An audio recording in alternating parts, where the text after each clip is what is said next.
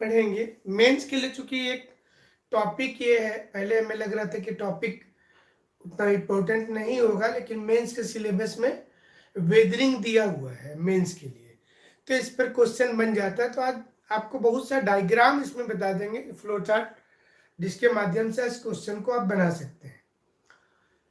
Weathering क्या है, इसको आमतौर पर लोग समझते भी हैं, और इरोजन के साथ कंफ्यूजन होता है। वेदरिंग एंड इरोजन, तो इरोजन आज नहीं बता रहे। इरोजन में हमेशा ध्यान देना है कि when we talk about erosion it means there is a movement, तो मूवमेंट होगा। लेकिन वेदरिंग का मतलब सिंपली तौर पर समझेंगे कि वेदरिंग का मतलब इन सिटू पोजीशन होता है, मतलब no movement. So breaking of rock without movement that is in situ position, that is known as weathering. Hindi में उसको अपचयन बोलते हैं। जब चट्टानों की प्रवाह नहीं होती है, टूटने के बाद जब चट्टानों का प्रवाह नहीं होता है, तो उसको बोला जाता है कि ये जो कंडीशन है, ये कंडीशन क्या है, तो ये कहा जाएगा वेदरिंग। और जब ट्रांसपोर्टेशन होगा, तब उसको बोलेंगे कि ये जो कंडीशन है ये इरोजन है। तो जैसे आप समझते हैं कि मिट्टी का अपर्दन होता है, सॉइल इरोजन, तो मिट्टी बह करके कहीं जाती है, उसी प्रकार से रॉक में जो आज फ्लो डायग्राम हम लोग देखेंगे, उसमें से कुछ हम आपको पहले दिखा दें। एक फ्लो डायग्राम ये वाला देखेंगे हम लोग, जिसमें केमिकल वेदरिंग और mechanical weathering, biological weathering organism से कैसे होता है। एक इस फ्लो डायग्राम को भी देखेंगे। इग्नियस रॉक, सेडिमेंट्री रॉक और मेटामॉर्फिक रॉक, ये तीनों वेदरिंग होता कैसे है। और एक इसमें देखेंगे जिसमें केमिकल खास करके जो है वो जिप्सम और डिहाइड्रेशन या डिफ्लेशन प्रोसेस होगा। तो सल्फ्यूरिक एसिड भी काम कैसे करता है, ये सारी चीजों से कहाँ कहाँ पर हो सकता है। और एक लाइकेंस से भी होता है, और जो सक्सी लाइकेंस होते हैं, सिम्बाइसिस होते हैं, ग्रीन एल्गी होते हैं, फंगस होते हैं, तो इनसे भी कहीं कहीं पर जो है वो वेदरिंग होता है। और एक एक्सोजेनेटिक एनर्जी इनपुट जो है वेदरिंग का, जिसमें वेदरिंग को रेगोलिथ भी बोलती है। ऊपर की जो चट्टानें होती हैं वो कैसे टूट रही हैं, और स्ट्रीम ट्रांसपोर्ट जो होता है वो चीज भी बताएंगे। तो आज जो अधिकांश चीज आज जो है वो मैप पर ही है, ताकि आप भी घर में जब प्रैक्टिस करें। और ये एक आसान सा पिक्चर, जिसमें वेदरिंग में फिजिकल और chemical weathering, dissolution, hydrolysis and pressure release fractures, ये सारी चीजें उसमें इनपुट रहती हैं। तो ये भी आपको समझाएंगे। और एक पिक्चर ये होगा जिसमें लोकेशन अलग अलग, और इफेक्ट्स और मटेरियल क्या होगा, अगर वेदरिंग होता है तो क्या होगा। और इसमें जियोलॉजिकल कौन कौन से प्रोसेस होंगे, प्रोडक्शन क्या होता है, इसका कांस्टेंट क्या क्या होगा, और सर्विस में कैसे ये वर्क करता है जियोलॉजिकल टाइम के अनुसार में, और मटेरियल पर क्या इफेक्ट पड़ेगा इस वेदरिंग का। और अंत में एक ये वाला मैप रहेगा, जिसमें वेदरिंग में जो भी होगा वो डिपोजिशन भी कहीं जाकर के होगा। और इसी से चलिए शुरुआत करते हैं, जो लास्ट में है एक सिंपल मैप से आपको बताते हैं। तो इसमें आप देखें कि वेदरिंग जो है ये breaking down of rock into smaller pieces. जो चट्टान है वो छोटे छोटे पार्ट में जब टूट जाता है तो उसको वेदरिंग बोला जाता है। तो that remain next to each other, weathering forms sediment. अब आप चट्टान चाहे कोई भी हो, इग्नियस हो, मेटामॉर्फिक हो या सेडिमेंट हो, यही तीन चट्टान होगा ना। अगर आप देखेंगे तो आइदर वो चट्टान इग्नियस हो सकता है या मेटामॉर्फिक हो सकता है या सेडिमेंट्री हो सकता है। तो ये तीनों चट्टान पर जब मैकेनिकल वेदरिंग हो, केमिकल प्रोसेस से हो या बायोलॉजिकल प्रोसेस से हो, अगर ये 3 प्रक्रियाएं से हो रही हैं तो इसको वेदरिंग बोला जाएगा। तो ये बहुत महत्वपूर्ण पार्ट है। कभी मैंने मिट्टी का जो बनने की भी प्रक्रिया होती है, मैंने सॉइल जेनेसिस जो होता है इसको पैडोलॉजी बोला जाता है। तो सॉइल जेनेसिस में भी मुख्य पार्ट जो होगा वो वेदरिंग से ही तैयार होता है। मैंने इसके बिना मिट्टी नहीं बन पाएगी। तो आप सबसे पहला वर्ड जो वेदरिंग के लिए यूज करेंगे वो करते हैं रेगोलिथ का। रेगोलिथ मतलब लूज मटेरियल, किसी भी चट्टानों के ऊपर जो डस्ट जैसा पार्टिकल्स आपको नजर आता है, टूटा हुआ पार्ट, उसको रेगोलिथ बोलते हैं।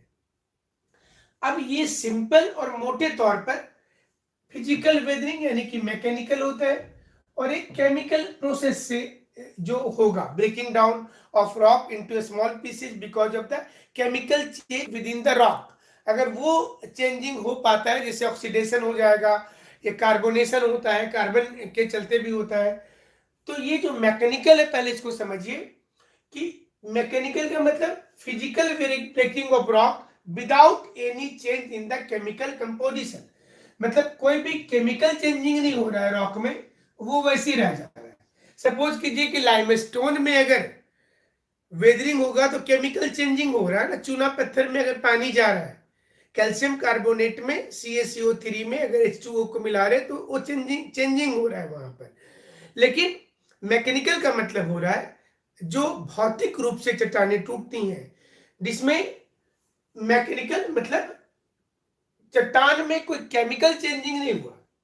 तो इसमें कैसे हो सकता है, अगर चट्टान के अंदर कहीं पर बर्फ पानी चला गया और पानी उसके ऊपर, जैसे ही वो पानी बर्फ बनेगा उसका वॉल्यूम जो है तकरीबन 10% वॉल्यूम इंक्रीज कर जाएगा। मतलब जो वाटर है वो वाटर का वॉल्यूम 10% इंक्रीज कर जाएगा। तो उसका प्रेशर जो होगा, जैसे ही वो इंक्रीज करेगा तो क्रैक्स में वो प्रेशर इतना बड़ा होता है कि क्रैक्स को चौड़ा करता जाएगा वो धीरे धीरे। तो पहला आइस वेजिंग हो सकता है। दूसरा होता है कि बार बार टेम्परेचर का एक्सपेंड होना, बार बार टेम्परेचर ज्यादा होना और फिर टेम्परेचर कम होना, फिर ज्यादा होना, फिर कम होना। तो ये ऊपर की परत जो होती है ये चट्टानों की टूटती है। ये ऊपर की परत जब टूटती है ट्रॉपिकल एरिया में, खास करके जहां पर ऑल्टरनेटिव ऑफ टेम्परेचर होता है। जो टेम्परेचर होता है ना ऑल्टरनेटिव, मतलब एक बार ठंडा का मौसम आता है और एक बार विंटर सीजन, एक बार समर सीजन, ठंडा और गर्मी, ये अगर लगातार हो रहा है, खास करके भारत में अगर आप देखेंगे, हमारे छोटे नागपुर में जब आप देखेंगे, छत्तीसगढ़ में देखेंगे, तो ये इस तरीके के जो वेदरिंग होते हैं उसको एक्सफोलिएशन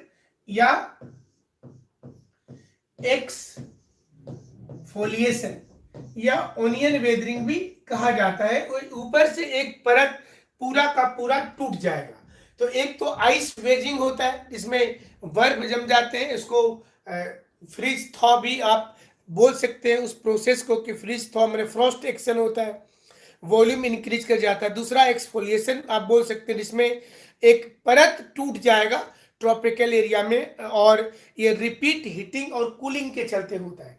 तीसरा थर्मल होता है, टेम्परेचर जब चेंज हो जाते हैं चट्टानों के तो उससे भी चेंजिंग आ जाती है। और चौथा जो होता है बायोटिक फोर्सेस जो होते हैं, या तो प्लांट्स के रूट चले गए, नीचे वाले थोड़े से आपको नहीं दिख रहे होंगे, हम थोड़ा इसको डाउन करके दिखा देते हैं आपको।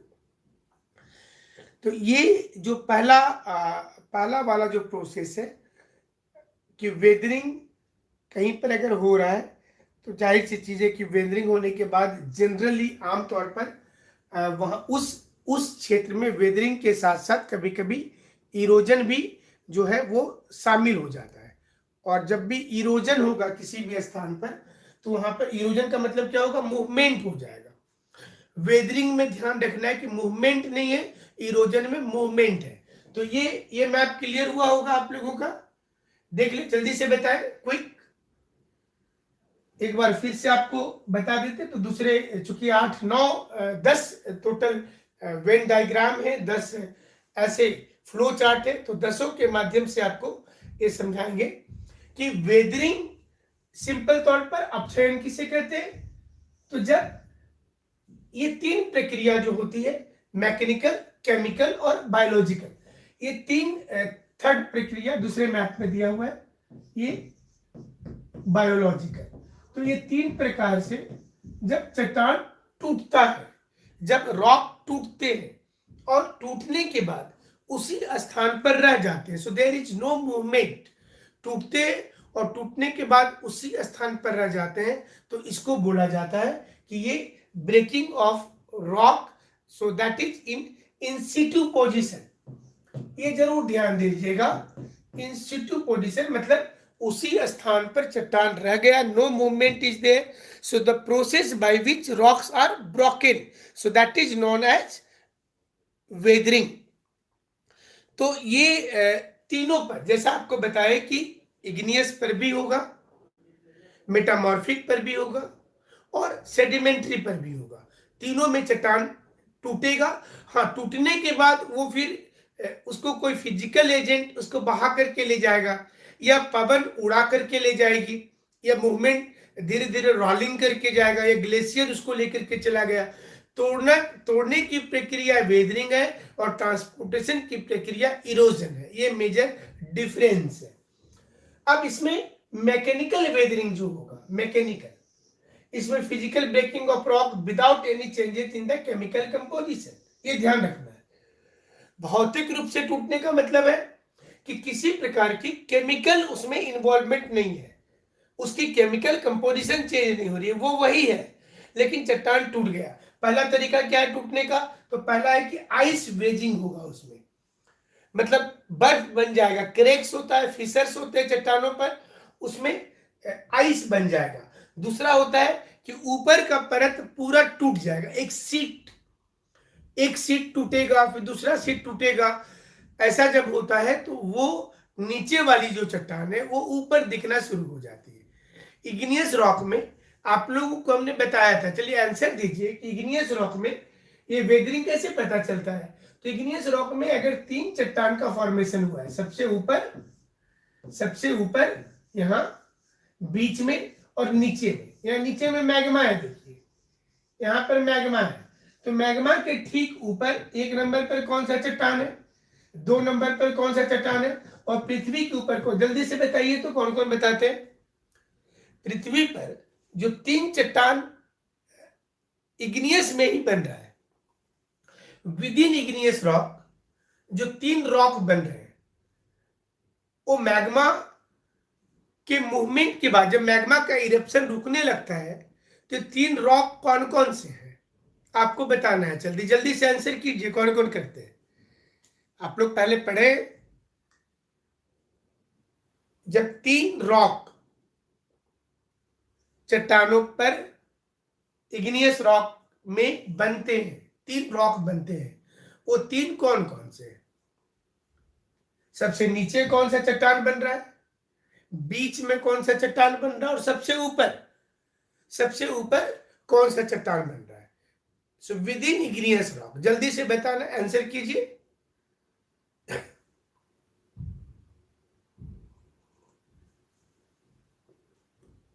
एक नंबर पे अंजलि सिंह का उत्तर आया है, ग्रेनाइट, डोलेराइट और बेसॉल्ट।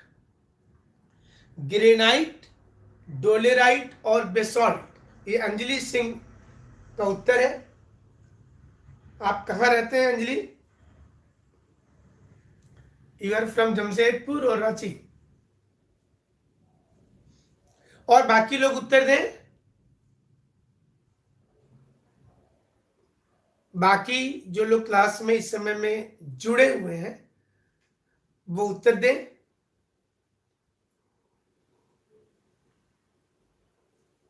जमशेदपुर, बहुत अच्छा।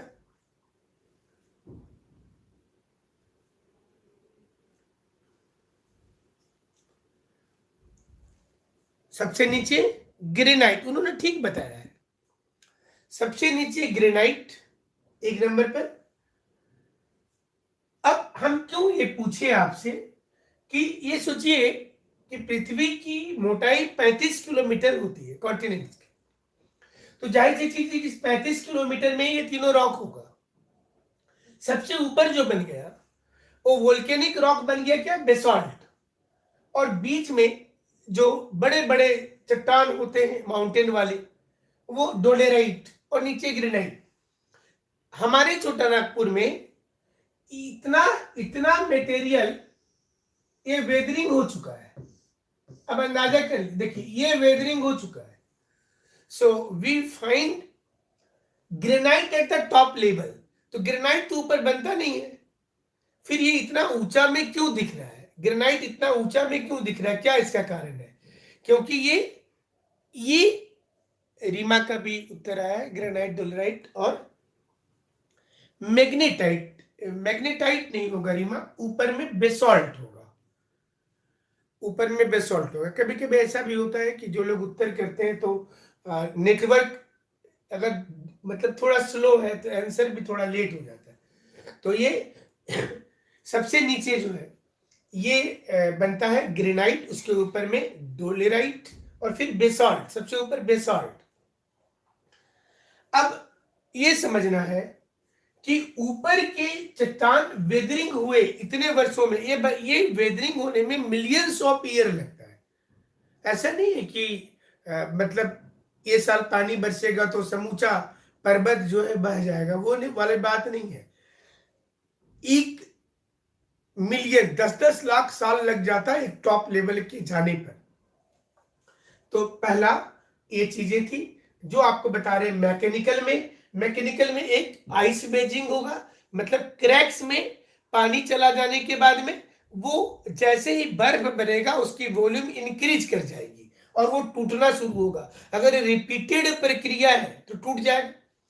दूसरा होता है एक्सफोलिएशन और तीसरा होता है थर्मल, मतलब जैसे कि डेजर्ट एरिया में खास करके थर्मल एक्सपेंशन से भी चट्टानें टूटने लगती हैं, ऊपर के परत टूट जाते हैं वहां भी। एक्सफोलिएशन का मतलब होता है कि जहां पर अल्टरनेटिव ऑफ टेम्परेचर हो, एक बार ज्यादा और एक बार कम, वो वाले में एक्सफोलिएशन होगा। और बायोटिक फोर्सेस, जिसमें आप एग्रीकल्चर करते हैं तो उसमें भी तो तोड़ते हैं, चाहे हल चलाइए चाहे ट्रैक्टर से खेती। दूसरा कि अगर आप बिल्डिंग बना रहे हैं तो उसमें भी टूटता है चट्टाने। तीसरा कि अगर कोई पेड़ है और वो रूट्स जहां जहां नीचे जा रहे हैं उससे भी टूटता है बायोटिक में। तो सारी क्रियाएं होती हैं। सेकेंड कैटेगरी है केमिकल का। केमिकल में हो रहा है कि मतलब breaking of down of rock into smaller pieces because of chemical changing within the rock. जो केमिकल चेंजिंग है वो चट्टानों के अंदर हो जाता है, जिसमें हाइड्रोलाइसिस प्रोसेस हो सकता है। जैसे फेल्सपार अगर और माइका है तो वो चेंज होकर के क्ले बन जाएगा। ऐसी बहुत सी चेंजिंग होती है। तो इसमें या तो ऑक्सीडेशन होगा या कार्बोनेशन होगा। ऑक्सीडेशन और कार्बोनेशन प्रक्रिया इसमें ये होता है। ये पहला वेदरिंग वाला मैप था। दूसरे मैप को ले लेते हैं वेदरिंग में। अब शुरू से आ जाते हैं, है ना, पहला से आ जाते हैं। फर्स्ट मैप जो आपको दिखाए थे, इसमें अब ये एक दूसरा फ्लो चार्ट है। आप एग्जाम में फ्लो चार्ट का महत्व क्या होता है ये आज आपको बता रहे कि फ्लो चार्ट जब आप बनाएंगे तो वो कैसे बनाना है आपको। हम तो ऐसे भेज ही देंगे आप लोगों को, थोड़ा वक्त दीजिएगा नोट्स के लिए तो आपको अच्छा फ्लो चार्ट भेजेंगे। और हड़बड़ा करके बहुत से लोग कॉल करते रहते हैं, तो उसमें तो जो चैप्टर आपको अभी बताया जा रहा है रिसेंट वाला, तो उसमें रिसेंट बनता है, उसमें रिसेंट रिसर्च भी होता है, खोजते भी हैं आपके लिए, बनवाते हैं, फिर पुराने चीज से देखते हैं कि हमारे पास पहले से क्या क्या चीज था। तो थोड़ा वक्त दीजिएगा, इतना हड़बड़ा करके बहुत से लोग कॉल करते रहते सर आज तो भेज दीजिए, तो उसमें फिर रिसेंट वाला नहीं ना जा पाएगा। तो थोड़ा इंतजार कर लीजिएगा तो अच्छा नोट्स मिल जाएगा आप लोगों को। तो ये देखिए कि रॉक्स जो है चट्टान, तो इसमें एक तो पोरस हो सकता है। पोरस का मतलब कितने लोग जानते हैं बताइए? रॉक्स में पोरोसिटी है, इसका मतलब क्या हुआ कोई बताइए तो? रॉक्स में पोरोसिटी है, इसका मीनिंग क्या होता है? तो rocks can be porous, rock can be non porous. Non porous भी हो सकता है और पोरस भी हो सकता है। इसके मिनरल ग्रेन पर डिपेंड करते हैं। जल्दी से आंसर दीजिएगा तो समझा देंगे तुरंत। बोलिए। छिद्र, पोरस का मतलब छिद्र, स्मॉल हॉल्स। मतलब कोई चट्टान पोरस है तो उसकी क्या क्वालिटी होगी? कोई चट्टान, if any rock is porous, तो उसकी क्या चट्टान होगी? रॉक में छिद्र होता है। सभी लोगों का उत्तर ठीक है। उसकी क्वालिटी क्या होगी? जैसे स्पंज की क्या क्वालिटी होती है? स्पंज की क्या क्वालिटी होती है?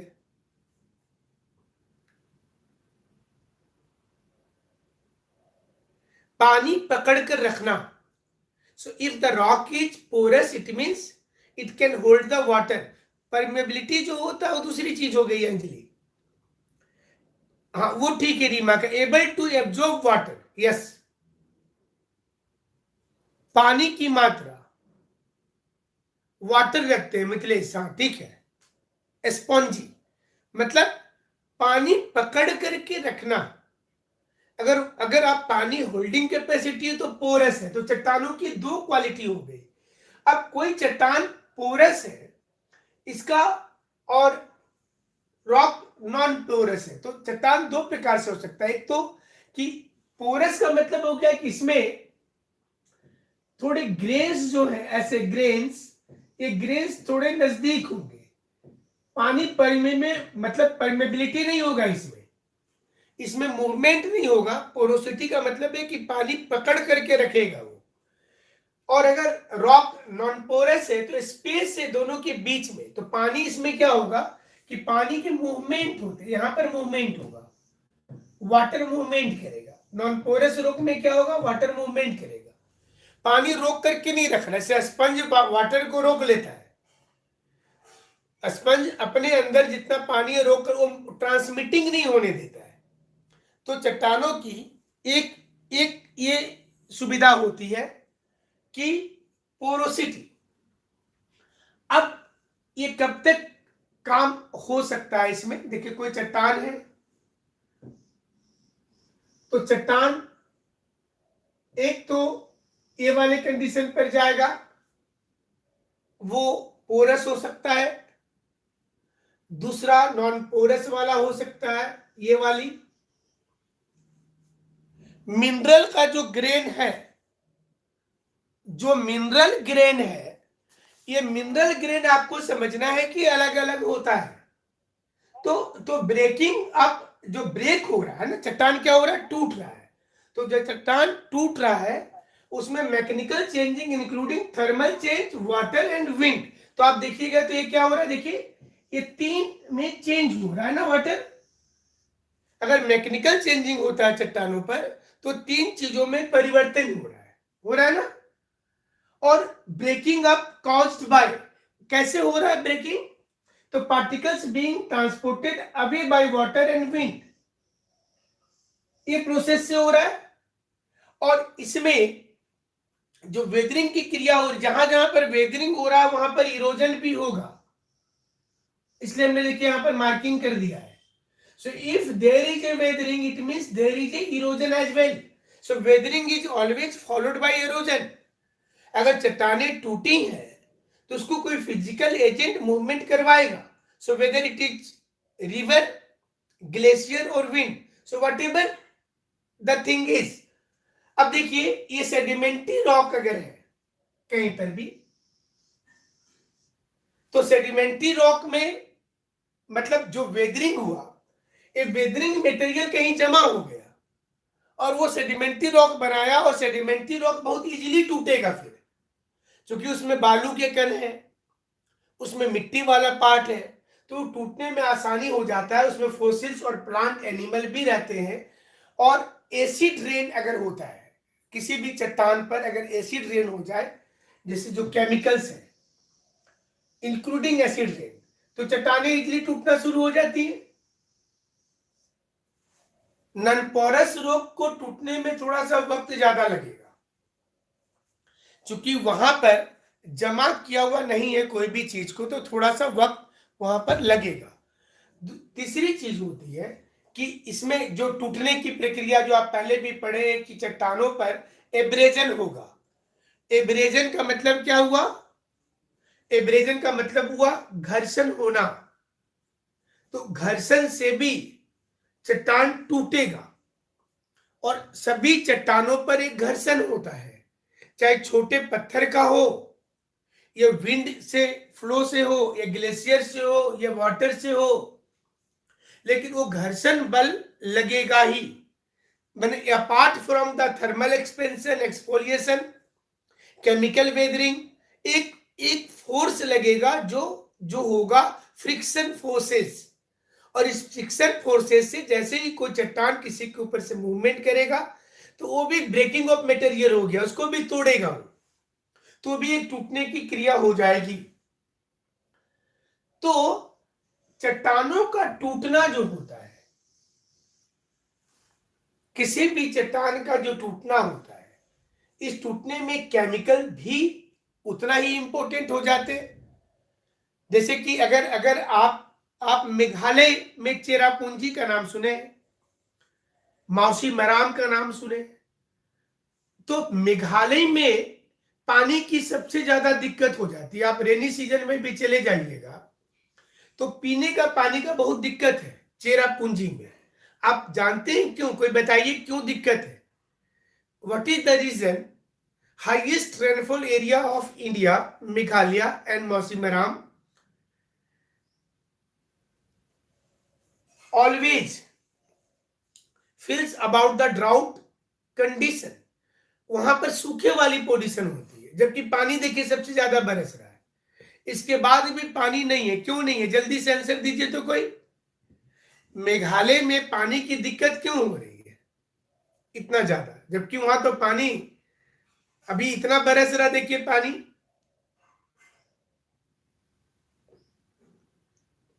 फिर भी मेघालय में क्यों दिक्कत है? कोई बताइए क्या इसका रीजन है?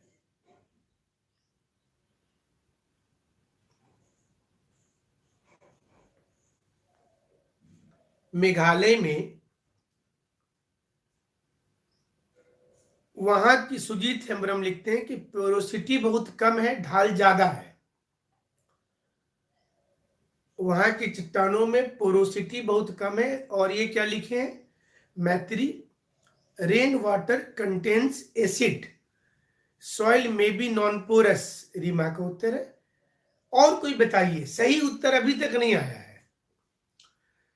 सही उत्तर क्या होगा? मेघालय चेरापूंजी में पानी की दिक्कत क्यों है भाई? वहां तो नहीं होना चाहिए।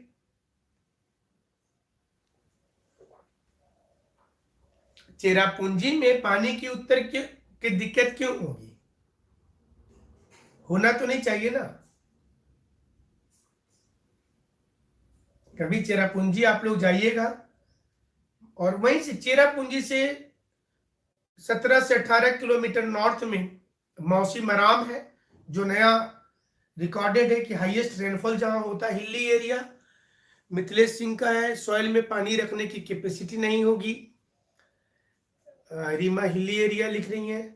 और कोई उत्तर देना चाहते हैं कि मेघालय में आखिर? ये अभी आपका उत्तर देखिए, इसी से हम निकालेंगे, इसी से उत्तर निकलेगा। So what should be the answer?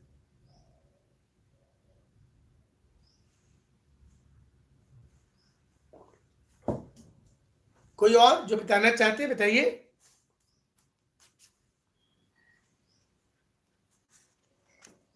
कि क्यों वहां पर कितनी प्रॉब्लम है, पानी की प्रॉब्लम क्यों है? सुशंकर राम, अभी इनका उत्तर तो ठीक आया लग रहा है। लाइमस्टोन है, सही है। इन्होंने ठीक बोला है कि लाइमस्टोन है वहां, और चूना पत्थर होने के चलते क्या हो रहा है कि जो बारिश हो रहा है, लाइमस्टोन के चलते क्या होता है कि चूना पत्थर में जैसे ही वहां, किरण देवी का भी ठीक है, जैसे ही पानी वहां पहुंचता है तो वहां प्रक्रिया एक शुरू हो जाती है चूना पत्थर में। मतलब जो कार्बोनेट वाली जो प्रक्रिया होती है ना, कार्बोनेशन, और इस प्रक्रिया के चलते वहां से जो डिसॉल्यूशन होगा, और ये डिसॉल्यूशन जो होता है इसके चलते वहां से पानी ड्रेन कर जाता है, मतलब लाइमस्टोन में पानी गया, पूरा इलाका मेघालय का पठार जो है, ये Meghalaya plateau is basically at the lower level पूरा लाइमस्टोन है वो। तो होता क्या है कि वो पठार है तो जाहिर सी चीज है कि ऊंचाई हो गया, उसके बगल में बांग्लादेश है, नीचे हमारा वो नीचे है, तो जो पानी बरसता है चेरापूंजी में वो नीचे जाता है, लेकिन अंडरग्राउंड वाटर वो रहता नहीं है। वो पानी लाइमस्टोन एरिया में ड्रेनेज सिस्टम बन चुका, वो कार्बोनेशन हो रहा है वहां पर, और वो पानी वहां से ड्रेन करते हुए वो सीधा बांग्लादेश की ओर चला जा रहा है, वहां से इधर आ जा रहा है वो। तो पानी स्टोरेज नहीं है। यही कारण है कि आप जब दूसरे विंटर में भी चले जाइएगा, ये शुद्ध जब समर सीजन होता है उस समय भी अगर आप चेरापूंजी जाइएगा तो ये पूरा इलाका गारो खासी जयंतिया वाली जो एरिया है ये लाइमस्टोन जोन है। इसके चलते यहाँ पर आपको दिखाई देगा कि पानी की भारी किल्लत होती है वहां। एक एक मतलब एक बाल्टी पानी जो है वो 200 रुपया 500 रुपया तक में बिकता है चेरापूंजी में, इतनी महंगी पानी है वहां। तो चलिए, एक केमिकल रिएक्शन के चलते हो रहा है वेदरिंग, वो भी एक वेदरिंग है, लेकिन वो केमिकल वेदरिंग है जिसमें चट्टाने टूट जाती हैं, पार्टिकल्स वो डिजॉल्व होकर के वो बह करके चला जाता है, डिजॉल्व होकर के बना जाता है। अच्छा, किरण देवी बोल रही कि आंसर थोड़ा लेट जाता है। अच्छा, इनमें भी हम तो पहले बताए कि नेटवर्क चूंकि स्लो होगा तो आंसर कुछ लोगों का लेट से आता है, आप भेजते पहले लेकिन लेट पहुंचता है। तो ये एक ये वाला जो मैप बता रहे थे कि आप एक पिक्चर ऐसे बना सकते कि रॉक, पहले तो बीच में रॉक बना देंगे, और रॉक जो है वो पोरस है, रॉक नॉन पोरस है।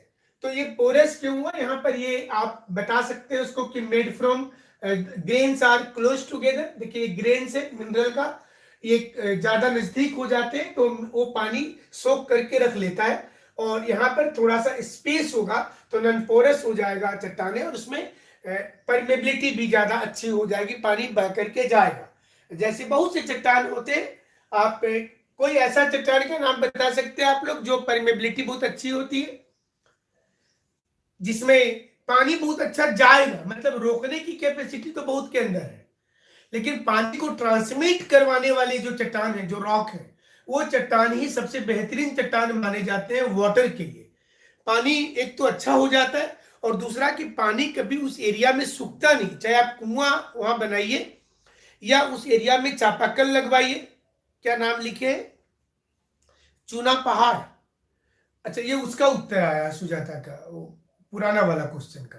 अभी क्वेश्चन पूछे हैं आपसे कि पानी जो है किस चट्टान में बहुत अच्छा परमेबिलिटी होता है, ये आपको बताना है।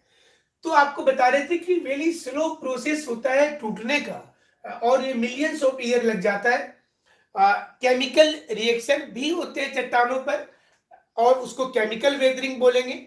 अगर चट्टान की मूल जो उसके कंपोनेंट्स है अगर वो चेंज नहीं हो रहे, जैसे सोचिए कि ग्रेनाइट टूट करके जा रहा है, तो ग्रेनाइट के जो भी गुण होंगे उसके अंदर जो मिनरल होगा, सो रॉक जो बोलते हैं that is composed of mineral, तो उसके अंदर जो मिनरल होगा वो टूट टूट करके कहीं जा रहा होगा और वो जाकर के कहीं जमा होगा। तो जो ग्रेनाइट से जाकर के कहीं जमा हुआ है, सेडिमेंट्री चट्टान भी बना है, तो उसमें वो मिलेगा।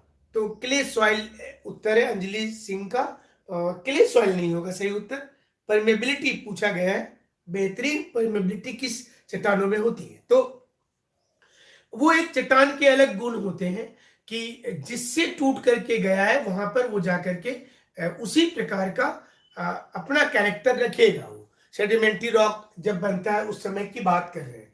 तो वेदरिंग के बाद इरोजन होगा, और ये वेदरिंग मतलब breaking up caused by different process, mechanical, chemical, biological. और ये जा करके कहीं पर जमा होगा और फिर वो टूटेगा। तो ये प्रोसेस चल रहा है वेदरिंग का, और वेदरिंग के चलते ही आपको एक चीज और बता दें कि पूरे वर्ल्ड में लगभग सैंडस्टोन, सूरज पांडे लिखते हैं, सुजीत हेम्ब्रम भी सैंडस्टोन लिखते हैं, रीमा भी सैंडस्टोन है। सैंडस्टोन भी बहुत अच्छा परमेबल रॉक नहीं है, सैंडस्टोन भी बहुत अच्छा परमेबल रॉक नहीं है। तो हम आपको बता रहे थे कि पूरे वर्ल्ड में जितने चट्टान है, ओरिजिनली उसका लगभग 70%, लगभग 70% वेदरिंग हो चुका है। आप अंदाजा कर लीजिए कि वर्ल्ड के ओरिजिनली जितने रॉक है उसका 70% वेदरिंग हो चुका है। सबसे अच्छा जो चट्टान होता है वो होता है परमेबिलिटी के लिए, वो होता है conglomerate, conglomerate and breccia. Second rock का नाम है ब्रेसिया, कॉन्ग्लोमेरेट एंड ब्रेसिया। तो ये दोनों सबसे अच्छा परमेबल रॉक होता है, तो इसको आप करेंगे, ये सही है। चलिए नेक्स्ट पिक्चर पर आते हैं। इसमें इस पिक्चर को भी आप बना सकते हैं एग्जाम में, मैंने सारा पिक्चर नहीं बनाना है, हम आपको कई प्रकार से बता दे रहे हैं। आप थोड़ा सा लिखेंगे और थोड़ा आप पिक्चर के माध्यम से बताएंगे तो आपको फायदा ज्यादा होगा और वो लाभ मिलता है परीक्षा में। आप इसको भी बना सकते हैं कि केमिकल वेदरिंग से, मतलब any rock at the surface undergo किस पे जा सकता है वो, तो एक वो मैकेनिकल वेदरिंग में जा सकता है, देखिए, और एक केमिकल वेदरिंग में जा सकता है। कोई भी रॉक्स अगर सरफेस पर है तो या तो मैकेनिकल या फिर वो केमिकल वेदरिंग में जा सकता है। और जो मैकेनिकल वेदरिंग है, जो मैकेनिकल वेदरिंग है, इसमें आप देखिए कि ये चट्टानों को क्लास्टिक सेडिमेंट, मतलब जो सैंडस्टोन वाला पार्टिकल होता है उसमें तोड़ दिया, और उसमें तोड़ने के बाद में इससे क्ले भी बन सकता है, सैंड्स भी बन सकते हैं, बोल्डर भी बन सकता है टूटने के बाद। तो क्या क्या चीज हो सकता है, तो सैंड, ग्रेबल से, जब हम लोग मिट्टी बोलते हैं ना, so when we talk about soil, generally it consist of sand, silt and clay. ये तीन चीज बोलेंगे तो मिट्टी की परिभाषा तय हो जाएगी। तो जब आप देखते होंगे कि एग्रीकल्चर करने में खास करके मिट्टी, जब एग्रीकल्चर में मिट्टी का बहुत जरूरत है कि किस प्रकार की मिट्टी में क्या खेती हो रही है भारत में। और जब मिट्टी में क्ले ज्यादा है तो थोड़ा बालू मिलाइए, बालू ज्यादा है तो सिल्ट और क्ले मिलाइए। वो तीनों अगर 33% करके है तो हिंदी में जिसको आप दोमट मिट्टी बोलते थे और इंग्लिश में उसको लोम बोलते हैं, LOAM, लोम, वो सबसे बेहतर मिट्टी होती है एग्रीकल्चर के दृष्टिकोण से। तीनों चीज बराबर होता है, बाकी एसिडिक और बेसिक सॉइल जो होती है वो सब चीजें अलग है, लेकिन मूल रूप से ये तीन कंपोनेंट होना चाहिए मिट्टी में। तो ये बना कैसे, तो क्लास्टिक सेडिमेंट से बन रहा है। अब ये क्लास्टिक सेडिमेंट का मतलब होता है चट्टानें जब टूटती है मैकेनिकल वेदरिंग से तो क्लास्टिक सेडिमेंट होता है। और ये क्लास्टिक सेडिमेंट जो होता है इसमें अब ये कैरिड होगा। एक कैरिड कैसे होगा, एक कैरिड होगा इरोजन से, जो आपने पहले पढ़ा था ना इरोजन। तो इरोजन कौन करता है, एक कैरिड कैसे होगा, इरोजन से होगा। अपर्दन करता कौन है, तो वाटर चैनल कर सकता है, वेव, समुद्र का वेव भी करता है, रिवर करता है, हिमनद करता है, ग्रेविटी से भी होता है। पहाड़ के ऊपर कोई पत्थर है तो उसका भी एक मूवमेंट वहां से हो जाता है। देखिएगा मिट्टी बना तो ग्रेविटी से भी धीरे धीरे चट्टान। कभी आप माउंटेन में एकांतवास जो होता है ना, अकेलापन नहीं, मैंने एकांतवास और अकेलापन में भी अंतर होता है।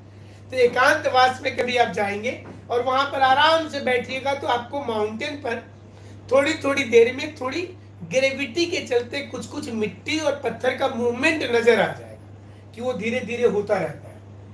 तो ये विंड से भी हो सकता है, विंड से भी होता है, जाहिर सी चीज है, ग्लेशियर से, सारी चीजों से होता है इरोजन। तो ये तब तक हो रहा है जब तक कि कहीं पर डिपॉजिट नहीं हुआ। अगर कहीं पर जाकर के डिपॉजिट हो गया तो फिर ये प्रक्रिया रुक गई और डिपॉजिट नहीं हुआ तब तक ये प्रक्रिया चल रही है। तो डिपॉजिट हो जाता है, डिपॉजिट होने के बाद क्या होगा, लिथिफिकेशन। लिथिफिकेशन का मतलब सॉलिड हो रहा है।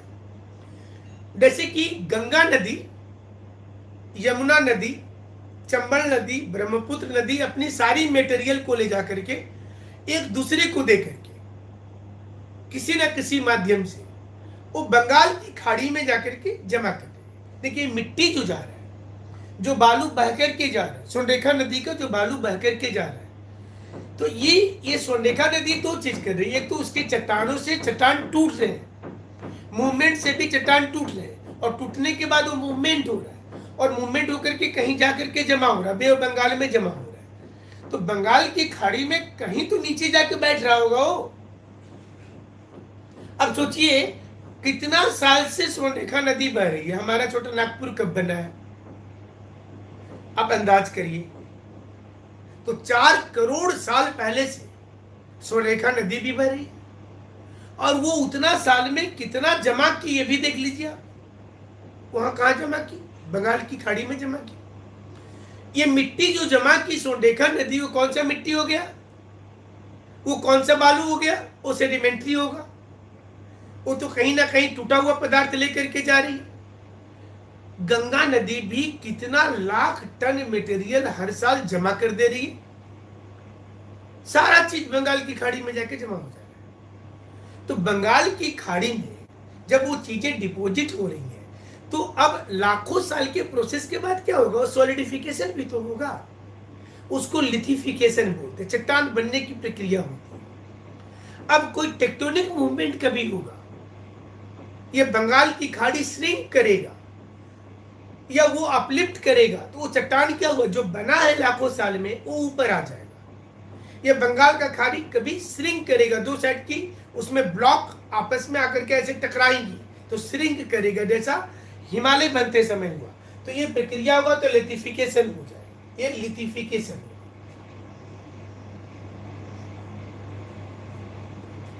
तो जब लिथिफिकेशन होगा तो क्या होगा, एक सेडिमेंट्री रॉक बनेगा जिसको क्लास्टिक सेडिमेंट्री, या तो सैंडस्टोन बन जाएगा या कॉन्ग्लोमेरेट बन जाएगा।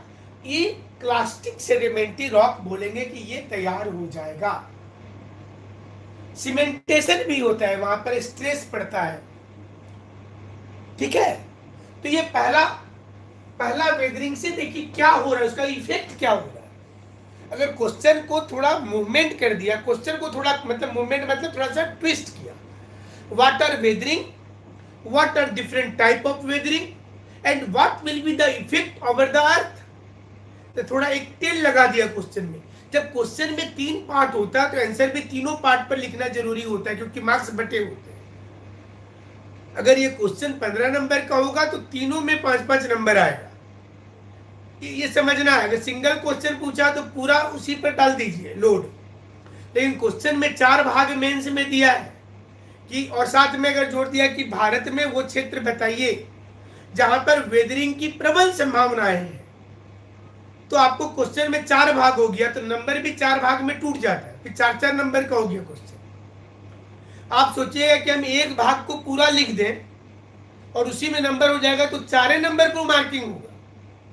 इसलिए मेंस में लिखते समय बहुत लोगों का नंबर, वो लिखते तो बहुत है, नंबर कम आता है। क्यों?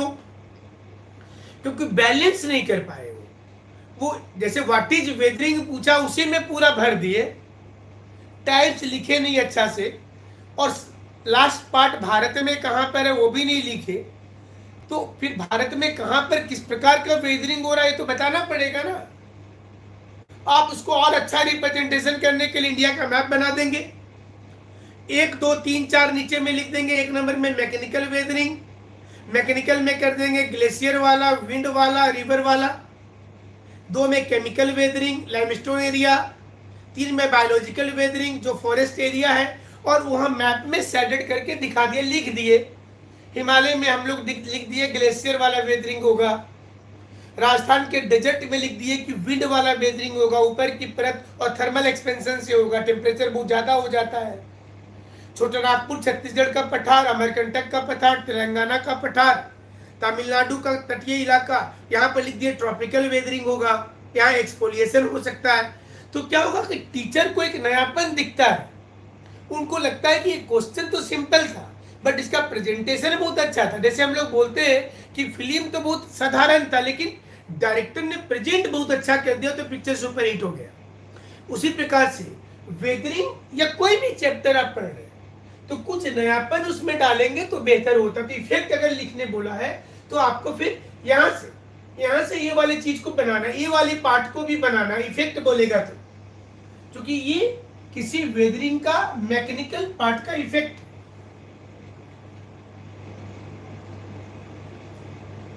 ठीक है, अब देखिए इसका केमिकल पार्ट, केमिकल वेदरिंग। तो ये केमिकल वेदरिंग में क्या हो रहा है कि ब्रेक इनटू डिजॉल्व्ड आयन, ये डिजॉल्व्ड आयंस में टूट गया और इसको भी सॉल्यूशन बना करके सो आर कैरीड ड्यूरिंग, ये भी एक इरोजन हो रहा है। और ये इरोजन कौन कर रहा है? तो आइदर स्ट्रीम्स और ग्राउंड वाटर कर रहा है। देखिए ये इरोजन को या तो स्ट्रीम करेगा या ग्राउंड वाटर करेगा। और ये कहां पर जाकर के हो सकता है? समुद्र में हो सकता है, ये जहां जहां पर लाइमस्टोन एरिया है वहां पर हो सकता है। और इसमें मैक्स मिनरल फ्रॉम क्रिस्टलाइजेशन, तो ये समुद्र में सबसे ज्यादा होगा क्योंकि पानी वाला वो एरिया है। और इसमें कुछ ऑर्गेनिज्म भी, जैसे कोरल्स है, आप देखिए जैसे कोरल्स है तो कहीं पर कोरल्स है अगर तो वहां पर भी एक वेदरिंग शुरू हो गया है।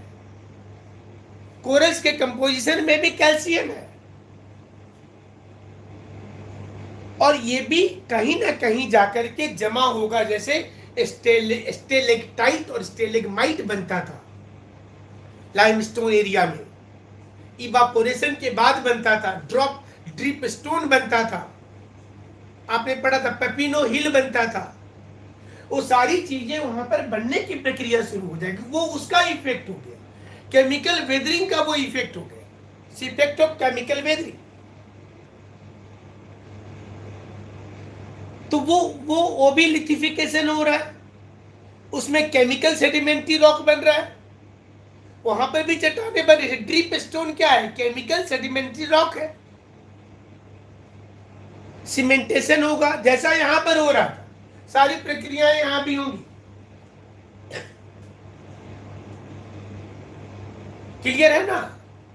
ये समझ में आ रहा आप लोगों को? तो बताइए, लिखने से ज्यादा परीक्षा में प्रेजेंटेशन कीजिए। आप 16 पन्ना लिख दीजिएगा, बहुत बहादुरी नहीं, उसमें नंबर आना मुश्किल हो जाएगा। सारे क्वेश्चन पर आप प्रेजेंटेशन जितना अच्छा करेंगे, मैंने आपकी क्लियरिटी है ना, इसको रटना भी नहीं रहता है। आप एक बार नक्शा देखें, समझ में आए। अब लिखने का एक पैराग्राफ लिख दीजिए। क्लियर है?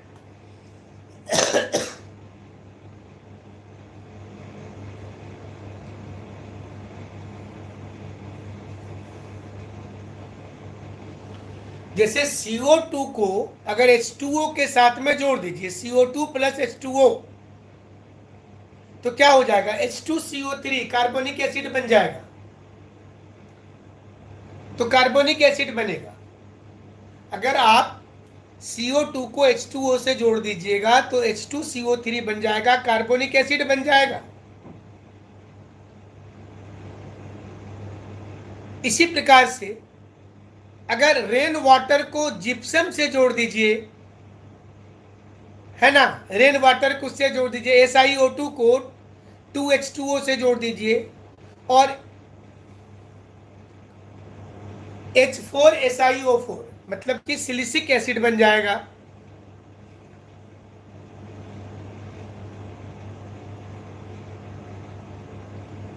ठीक है, चलिए तीसरे मैप पर आते हैं, थर्ड। वो क्लियर हो गया। तीसरा मैप पर आते हैं। चट्टान है, कोई भी चट्टान है, सबसे पहले रॉक। तो चट्टान तो कोई भी हो सकता है, पढ़े ना। चट्टान इग्नियस हो सकता है, सेडिमेंट्री हो सकता है, मेटामॉर्फिक हो सकता है, तीनों में से कोई भी हो सकता है। और ये इग्नियस कैसे बन रहा है? तो मैग्मा के कूल होने से बन रहा है। ये चट्टान ये कोई भी हो सकता है, और ये जो कोई भी बनेगा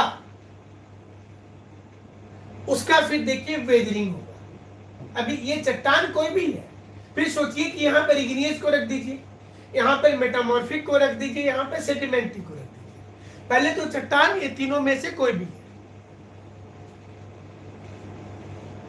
ये इग्नियस है, सेडिमेंट्री है और ये मेटामॉर्फिक है, तीनों में से कोई भी। लेकिन यही रॉक अगर यहां सेंटर में आ गया तो फिर ये वेदरिंग शुरू हो गया इसका। एक वेदरिंग कैसे हुआ? एक हुआ कि आयंस डिजॉल्व इन वाटर, जो अभी तुरंत बताया आपको, और उसके बाद ये ट्रांसपोर्ट हुआ, दैट इज इरोजन। इरोजन के बाद ट्रांसपोर्ट हुआ और क्रिस्टलाइज जैसी होगा तो एक सेडिमेंट बना देगा, और एक वेदरिंग होकर के मैकेनिकली डायरेक्ट सेडिमेंट बना देगा टूट करके। और ये कभी कहीं तो जाकर के डिपॉजिट करेगा ना, और जहां भी करेगा वहां पर लेयर डेवलपमेंट करेगा, क्योंकि ये कंटिन्यूअस प्रोसेस है। तो वहां एक लेयर हार्डेंस हुआ, चट्टान में हार्डनेस जैसी होगा तो लिथिफिकेशन हो जाएगा, मेरे चट्टान बन गया। और मतलब या तो कोई भी रॉक हो, उसके अंदर अंदर जो कैरेक्टर है या तो वो चेंज हो रहा है या फिर वो वैसे ही रह रहा है, लेकिन टूटते समय अगर उसमें रिएक्शन हो रहा है, तो जैसी रिएक्शन हो रहा है, जैसे हाइड्रोलाइसिस अगर हो रहा है, मैंने carbonic acid is consumed by silicate, तो रिजल्टिंग क्या होगा कि मोर अल्केलाइन हो जाएगा, वो और ज्यादा अल्केलाइन हो जाएगा। इसलिए वेदरिंग की प्रक्रिया चट्टानों पर चलती रहती है, एक कंटिन्यूअस प्रोसेस है। तो वेदरिंग और इरोजन चलता ही रहता है। कहीं पर चट्टानें टूट रही हैं और कहीं पर नया माउंटेन बन रहा है, ये प्रक्रिया चल रहा है। कहीं पर ट्रेंच बन रहा है, कहीं पर पठार बन रहा है, कहीं पर ज्वालामुखी आ रहा है, कहीं पर वोल्केनो हो रहा है, कहीं पर रिवर कट कर रही है माउंटेन को, कहीं पर माउंटेन रिवर को टक्कर देने के लिए ऊपर उठ जा रहा है, जो हमारा जो अगला चैप्टर भी है, डेविस और पेन का कंपैरिजन, साइकिल ऑफ इरोजन जिसको कहते हैं। तो ये प्रक्रियाएं चलती जा रही हैं। तो अब आपको ज्यादा समय नहीं लगेगा, क्योंकि आपने 2-3 पिक्चर में आप क्लियर कर, ये आपके लिए और अच्छा है, और इसको आप जरूर से देखें कि कैसे केमिकल रिएक्शन हो रहा है, ये समझना है कि ये कैसे हो रहा है। सरफेस मिनरल डिजॉल्व जो होता है, ग्राउंड वाटर, और फिर ये ऑक्सीडेशन ऑफ पायराइट होगा। देखिए पायराइट का ऑक्सीडेशन होगा, वो गोल्ड पार्टिकल छोड़ देता है। जैसे ऑक्सीडेशन होगा ना पायराइट में Fe2, तो वो गोल्ड पार्टिकल छोड़ देगा पायराइट। इवापोरेशन और जिप्सम बना, जिप्सम में इनिशियली Fe3, उसका पॉजिटिव वैल्यू 3, और सरफेस प्रेसिपिटेशन हुआ, फिर डिहाइड्रेशन हो गया यहाँ पर सम ऑफ मिनरल स्पेसीज, और कहीं पर विंड की भी प्रक्रिया होती है। तो यहाँ पर सल्फ्यूरिक एसिड होगा। ये केमिकल के लिए अगर आप इसको सिर्फ बना दे, एग्जाम में आता है, तो ये थोड़ा नयापन वाला मैप आया है।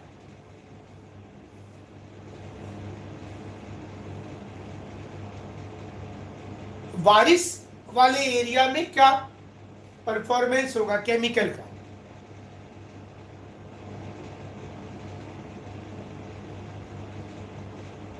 इस मैप को आप स्क्रीनशॉट ले लेंगे, बाद में भी देखेंगे।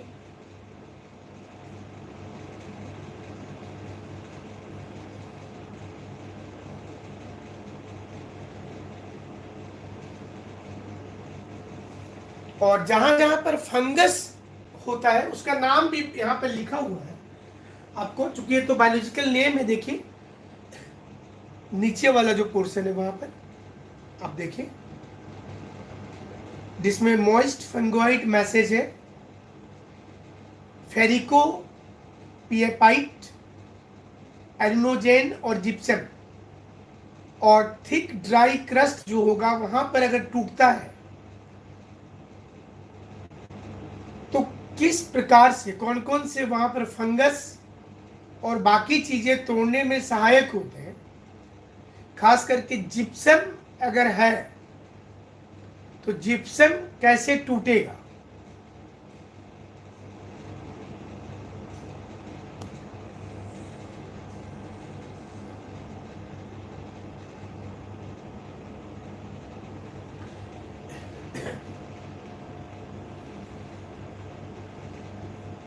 और ये जो बायोलॉजिकल बात कर रहे थे, ये भी नेम है कि सिम्बायोसिस लाइकेन, जो मतलब जम्मू कश्मीर वाला एरिया में सोचिए वेदरिंग कैसे हो रहा होगा,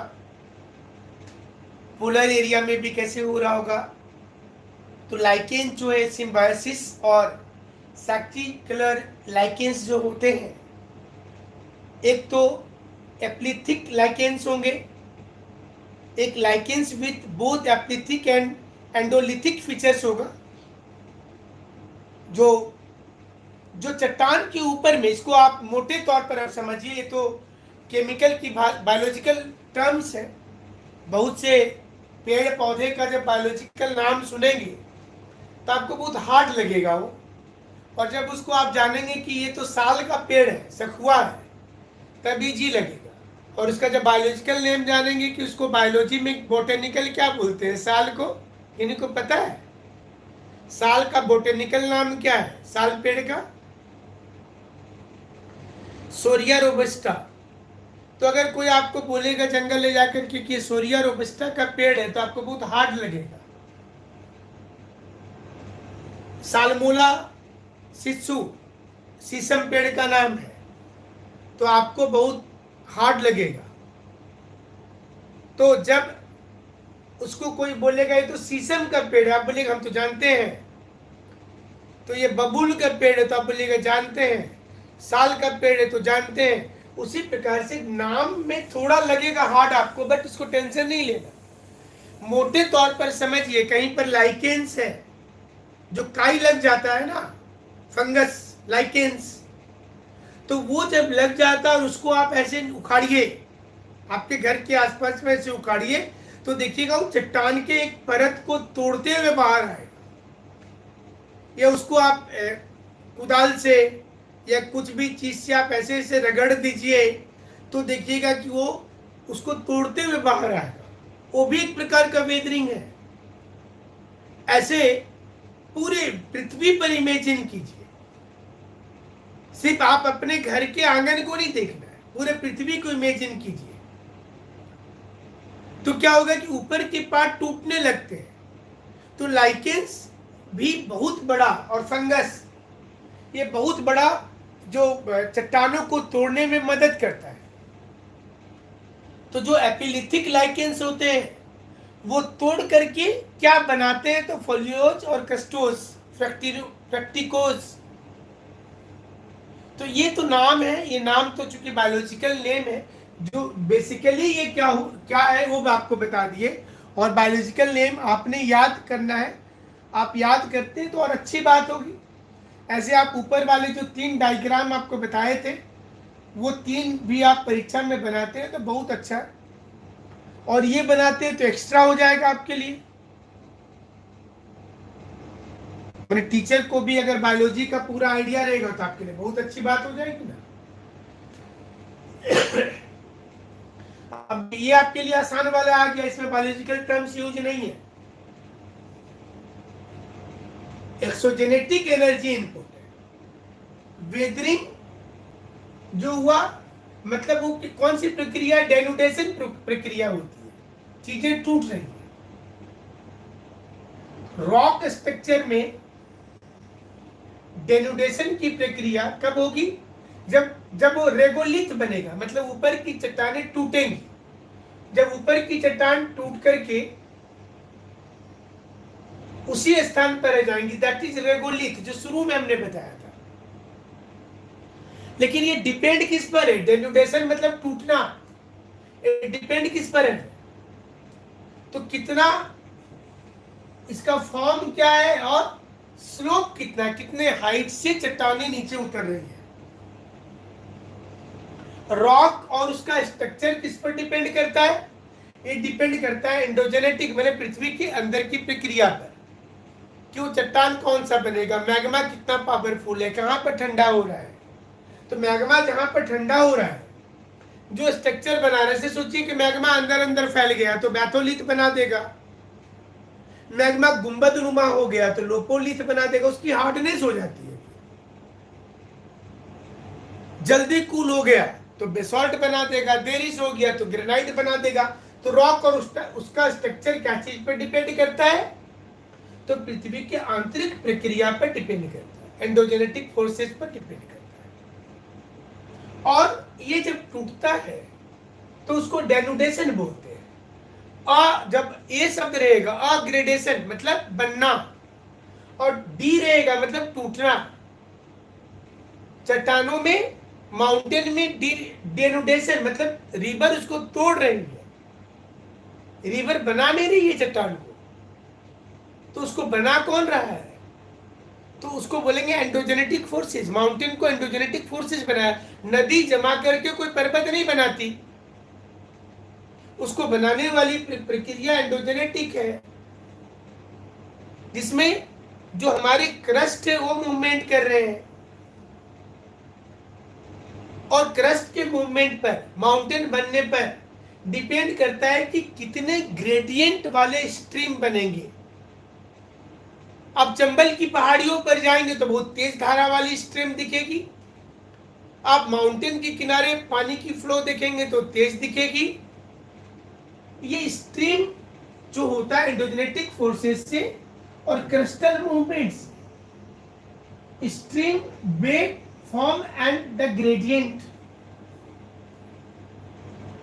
तो पानी जमा भी कुछ करेगा और ट्रांसपोर्ट भी करेगा। ये सबको मिलाकर के आप स्ट्रीम इरोजन बोलेंगे। ये एक्सोजेनेटिक फोर्सेस हो गया। So when we talk about exo, इसका मतलब बाहर, इंडो मतलब अंदर, एंडोजेनेटिक माने अंदर की बात है।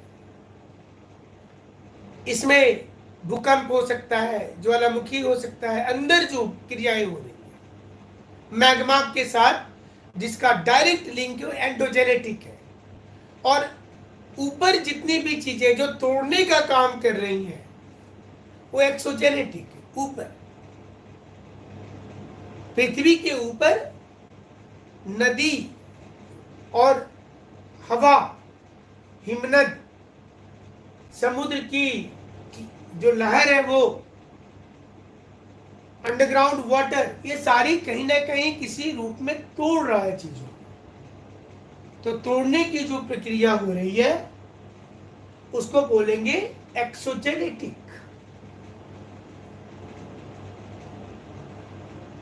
क्लियर है ना? क्लियर है यहां तक? बताइए।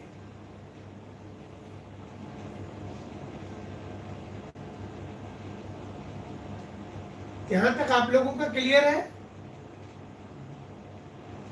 तो आप बताएं, फिर आगे बढ़ेंगे।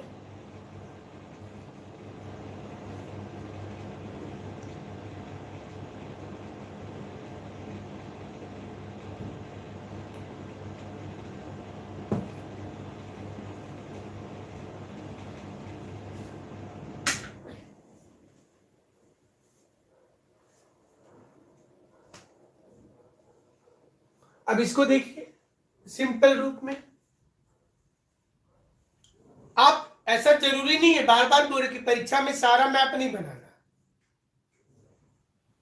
जो जरूरत वहां पर है वही बनाइएगा।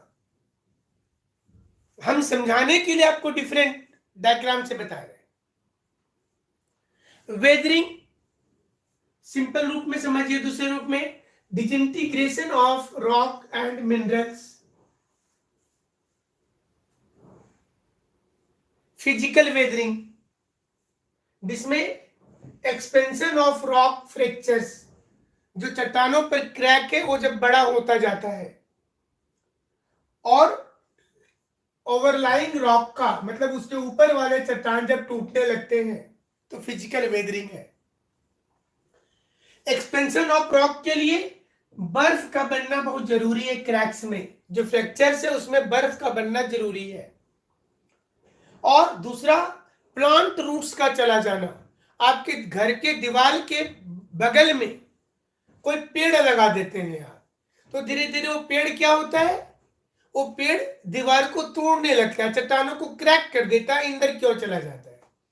कभी कभी देखिएगा कि छत के ऊपर पीपल का पेड़, नीम का पेड़ कुछ निकल आता है आपके घर में, और कुछ दिनों के बाद उसकी जो जड़ होती है मोटी हो जाती है, तो वो क्या होता है कि अंदर जाकर के वो देखिएगा शुरू में तो नहीं था, शुरू में तो एक कोई किसी सी बीट से, किसी पक्षी के बीट से वहां पर एक पेड़ निकल गया, और पेड़ धीरे धीरे उसकी दीवार में चला गया, छत भी आप पर क्रैक हो जाता है। यही चीज जब चट्टानों पर होगा तो ये अपने आप को रूट से एडजस्ट कर लेते हैं, तो इससे भी फिजिकल वेदरिंग होता है। मतलब चट्टान जो कठोर था, रूट धीरे धीरे उस क्रैक्स में चला गया और उसको तोड़ करके अपने आप को एडजस्ट कर लिया, तो वहां से चला गया। कभी कभी प्रेशर रिलीज फ्रैक्चर्स भी होते हैं, जो चट्टानों के ऊपर में प्रेशर होता है कभी कभी वो भी रिलीज हो जाते हैं, और इससे भी कहीं कहीं पर क्या होता है कि प्रेशर रिलीज का जानते हैं कि वो अंदर बनता है। तो जैसे ही ओवरलाइंग रॉक रिमूव होगा तो प्रेशर रिलीज हो गया, तो मिनरल एक्सपेंड करने का मौका मिलेगा। मतलब कोई इंट्रूसिव रॉक में दबा हुआ है, सारे मिनरल दबे हुए हैं, तो जैसे ही ऊपर का चट्टान हट गया तो इसका क्या हुआ, प्रेशर रिलीज हो गया। प्रेशर रिलीज हुआ तो जो इसमें क्रिस्टल ग्रोथ था, वो अब क्रिस्टल ग्रोथ को खुलने का मौका मिल रहा है, और जैसे ही वो क्रिस्टल ग्रोथ खुलेगा तो क्या, जब आप नहीं बोलते हैं कभी कभी कि चट्टान जिंदा है, अब सुनते हैं ना, कोई मूवी में भी देखते हैं चट्टाने बोलती हैं, जैन धर्म में तो बोला जाता है चट्टाने बोलती हैं। आप ध्यान मग्न होकर के चट्टान से बात करेंगे, मतलब लोग आपको पागल बोलेगा, लेकिन जब आप इन्वायरमेंट के साथ जुड़ जाएंगे तो आपको लगेगा कि पेड़ पौधे भी बोलते हैं, हमसे कुछ कह रहे हैं, आपके लगाव हो जाता है।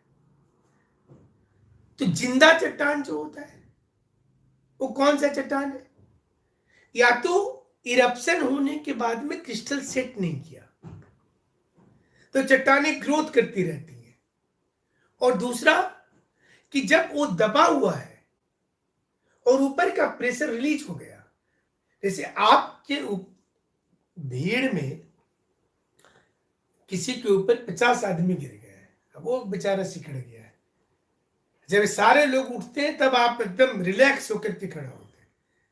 चट्टान भी क्रिस्टल दबा हुआ है, ग्रोथ नहीं हुआ है। जब ऊपर की चट्टाने लोड घट गया तो ये क्रिस्टल खुलना शुरू हुआ, तो जब ये क्रिस्टल तो पहले एडजस्ट हो गया था, अब ये खुलना शुरू हुआ तो क्या होगा कि धीरे धीरे चट्टान में क्रैक आएगा, वो भी एक मैकेनिकल वेदरिंग होता है, प्रेशर रिलीज होना।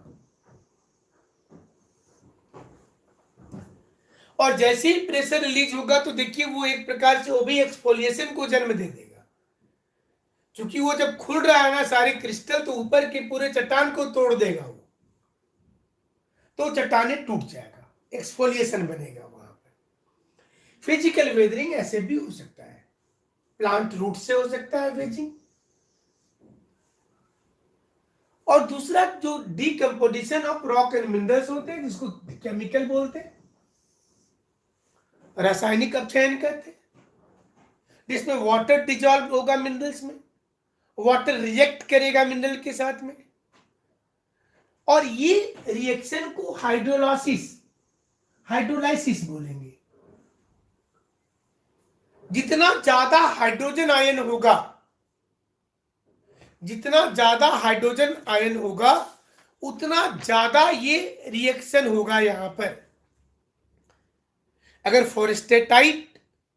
फॉरेस्टेराइट और वाटर को रिएक्ट करें तो ब्रूसाइट और सिलिसिक एसिड बन जाएगा।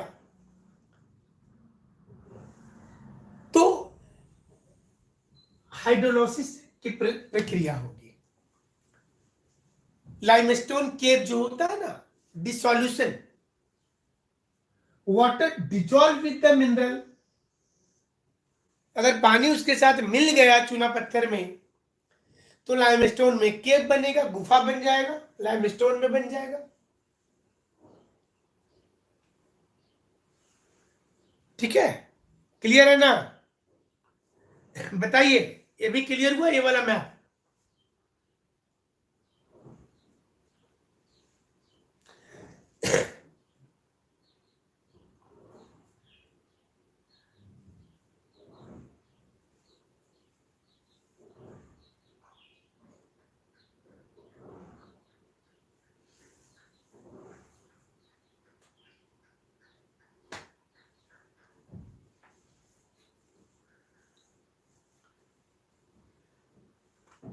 अब यहां पर देखिए दूसरा, इसमें भी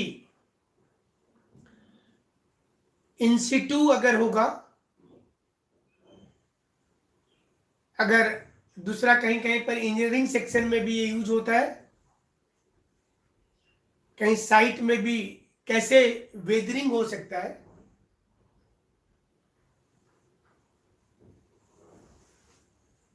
chemical weathering, physical weathering, biotic weathering, hydrothermal alteration.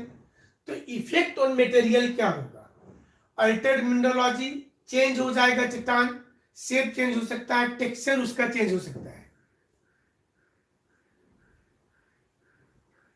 कहीं कहीं पर उसके ग्रेन लॉस हो सकते हैं, उसका फिजियो मैकेनिकल प्रॉपर्टी लॉस हो सकता है।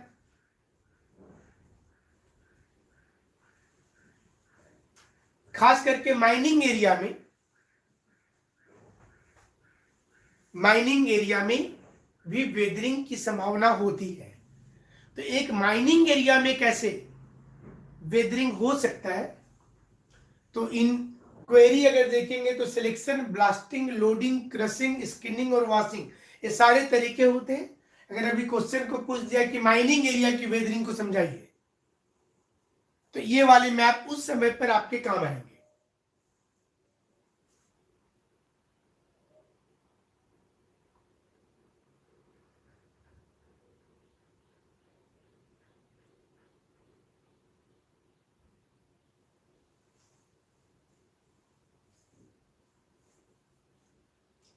और ये मैप तो शुरू में आपको बताए थे।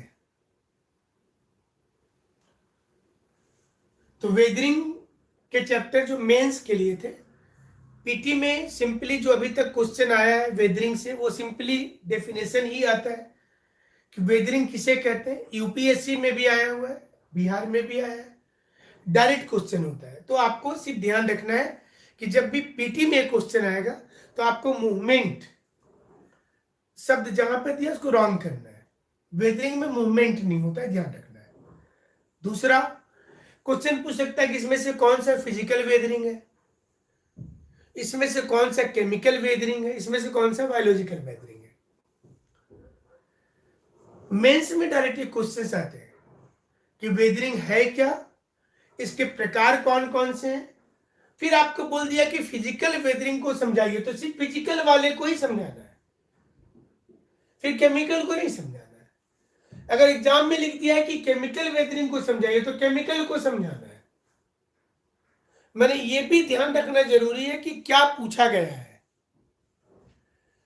केमिकल में हाइड्रेशन लिखना है, ऑक्सीडेशन लिखना है, हाइड्रोलाइसिस लिखना है, कार्बोनेशन लिखना है, ये लिखना है उसमें।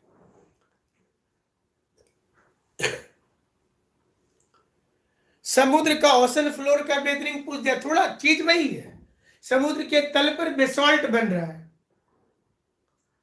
तो समुद्र के तल के बारे लिखेंगे, बेसॉल्ट के बारे लिखेंगे, चीजें फिजिकली होंगी।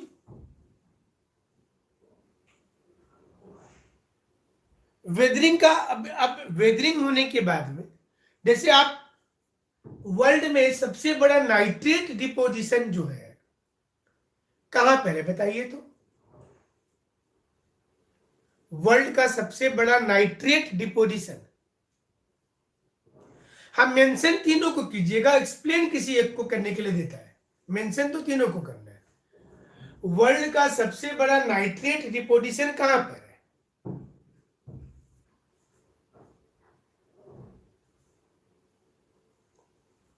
ये वेदरिंग से ही बना है।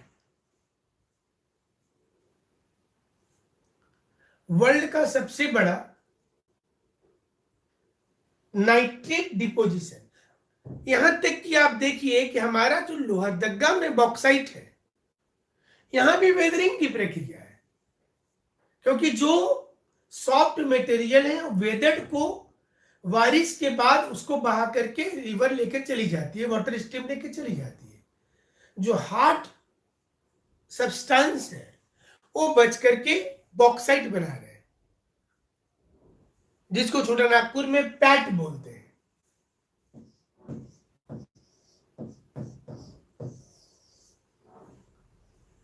तो वर्ल्ड का सबसे बड़ा नाइट्रेट डिपोजिशन जो है वो है कैलीचे। कहां पर है ये? एक कैलीचे कहां पर है?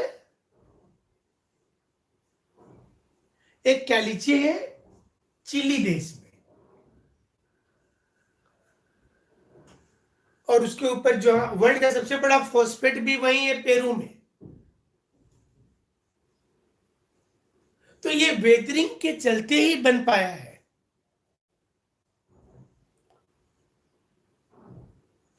तो वेदरिंग की प्रक्रिया हर स्थान पर हो रही है। वेदरिंग माउंटेन में भी हो रहा है, कॉन्टिनेंट में भी हो रहा है, ओशन के फ्लोर में भी हो रहा है। वेदरिंग में फिजिकल एजेंट है वो कितना मजबूत है। अगर सबसे अच्छा जो वेदरिंग होगा वो कहां पर हो सकता है? तो जहां पर ट्रॉपिकल कंडीशन होगा, अफ्रीका में हो सकता है, भारत में जो कर्क रेखा मकर रेखा के बीच वाला जो पोर्शन है वहां पर हो सकता है। यहां पर चट्टानें इजली बन सकती हैं और इजली डिस्ट्रॉय हो सकती हैं, क्योंकि यहां पर अल्टरनेटिव ऑफ क्लाइमेट है, एक्सपेंशन हो रहा है चट्टान, ठंडा हो रहा है चट्टान, ये दोनों प्रक्रिया तो हो रही है, इसलिए यहां पर होगा।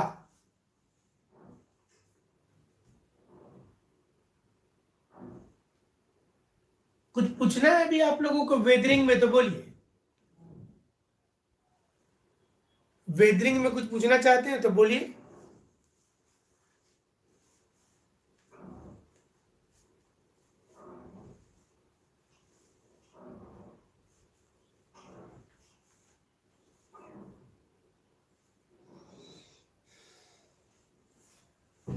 अपने से भी कभी कभी देखिए, आप सोचिए अभी अपने से आपको मैप बनाना है, अपने से भी कोशिश आप कर सकते हैं ना कि रॉक है तो रॉक टूटता है, तो आप यहां पर एक जो अभी आप इतना पढ़े, पढ़ने के बाद अपने से कोशिश कीजिए कि ये एक मैकेनिकल वेदरिंग हो सकता है।